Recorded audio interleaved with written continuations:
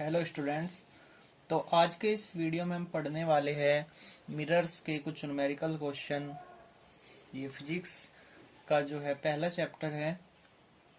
तो देखिए, इस चैप्टर में 3 फॉर्मूले हैं। पहला है F इजक्वल टू r/2, यानी जो फोकस दूरी है वो रेडियस की आधी होती है।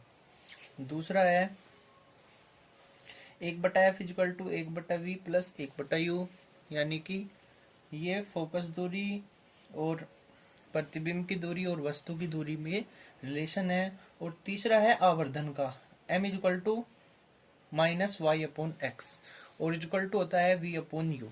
ठीक है, तो इन तीनों पर हम आज क्वेश्चन करेंगे। पहले हम पहले वाले फॉर्मूले की बात कर लेते हैं। पहले वाले फॉर्मूले में क्या होता है, क्वेश्चन इस तरह का आता है कि कोई मिरर है, वो कॉनकेव भी कह सकता है और वो कॉन्वेक्स भी कह सकता है। उसकी जो रेडियस है वो 20 सेंटीमीटर है। उसकी फोकस दूरी बताइए। तो आपको क्या करना है, डायरेक्ट फॉर्मूले में अप्लाई करना है। हमें पता है F इजक्वल टू r/2, तो F इजक्वल टू हो जाएगा 20/2, यानी कि आंसर आ जाएगा 10 सेंटीमीटर। या फिर क्वेश्चन आ सकता है कि किसी भी मिरर की जो फोकस लेंथ है वो 10 सेंटीमीटर है या 15 सेंटीमीटर है, उसकी रेडियस आपको निकालनी है। तो रेडियस के लिए आपको यही फॉर्मूला लगाना है, F इक्वल टू r/2, और r इक्वल टू हो जाएगा 2f।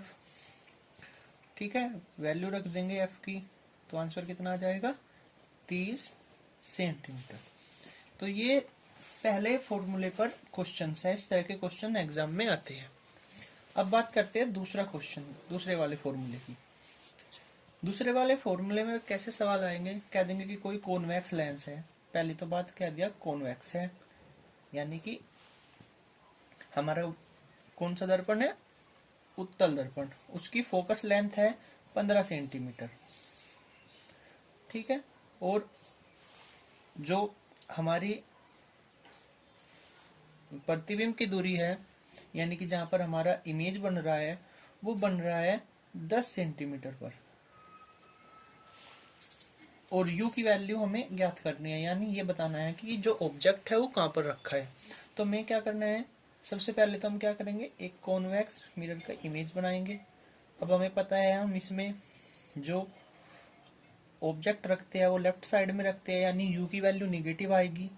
ठीक है, v और फोकस लेंथ दोनों राइट साइड में होते हैं, यानी इन दोनों की वैल्यू जो है पॉजिटिव होगी। अब फॉर्मूले में रखते हैं 1/f equal to 1/v plus 1/u, यानी 1/15 1/10 प्लस 1/u।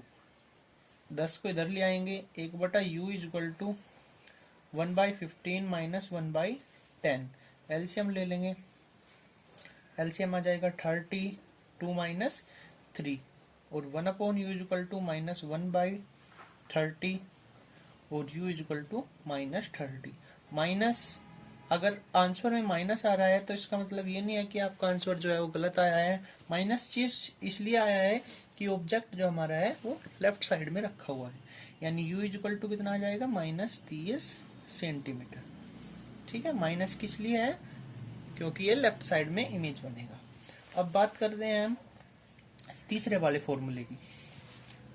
तीसरे वाले फॉर्मूले पर हमें देखिए किस तरह से कहेगा, कोई कॉनकेव मिरर है।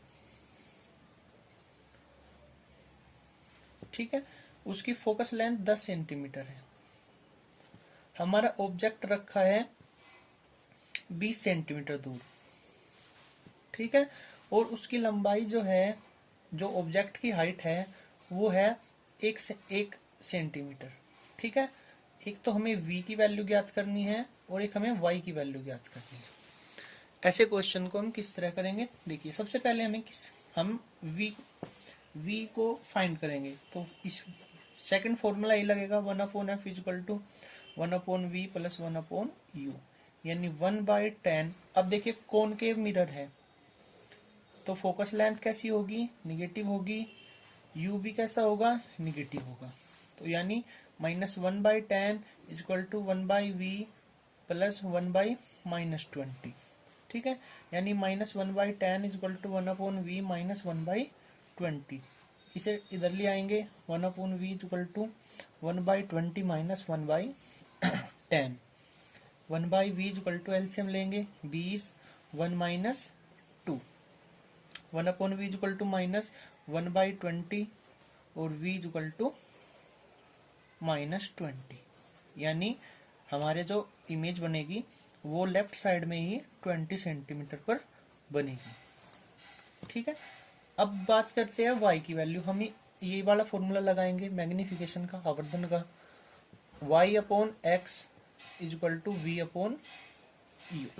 ठीक है, माइनस y हमें फाइंड करना है, x की वैल्यू 1 सेंटीमीटर, v की वैल्यू -20 सेंटीमीटर और x की वैल्यू भी 20 सेंटीमीटर। ये कट जाएगा और ये 1 इधर चले जाएगा, यानी y इक्वल टू -1 सेंटीमीटर।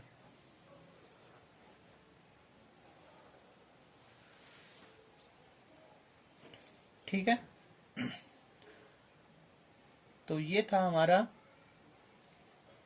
इसमें एक जो ये y इक्वल टू -1 आया है, इसका मतलब क्या है कि जो हमारा इमेज बनेगा वो नीचे की ओर बनेगा।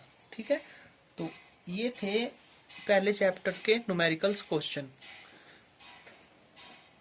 अगर आपको कुछ प्रॉब्लम है तो इसमें कमेंट बॉक्स में आप पूछ सकते हैं। ठीक है, अगली वीडियो में फिर मिलेंगे।